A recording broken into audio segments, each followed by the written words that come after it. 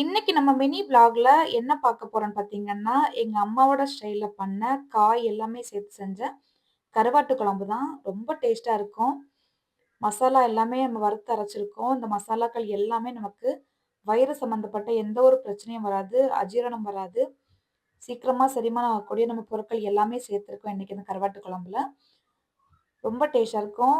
நம்ம குழம்பு கூட்டி வைக்கிறதுன்னு சொல்லல. அது மாரி தான் இன்னைக்கு பண்ணியிருக்கோம். தாளிச்சு எதுவுமே இல்ல. குழம்பு கூட்டி வைக்கிறது மாரி தான் பண்ணியிருக்கோம். ரொம்ப டேஸ்ட்டா இருக்கும். கத்திரிக்காய், முருங்கக்காய், மாங்காய், தக்காளி, பச்சை மிளகாய் எல்லாமே போட்டு பண்ணியிருக்கோம். இந்த மாதிரி கருவாட்டு குழம்பு யாரெல்லாம் சாப்பிட்டுருக்கீங்கன்னு சொல்லிட்டு கண்டிப்பா கமெண்ட்ல சொல்லுங்க. இது எங்க ஊர் ஸ்டைல்ல வந்து பண்ண கருவாட்டு குழம்பு. எங்க அம்மா இப்படிதான் பண்ணுவாங்க எப்பவுமே. அவ்வளோ அழகா இருக்கும் சாப்பிடுறதுக்கு.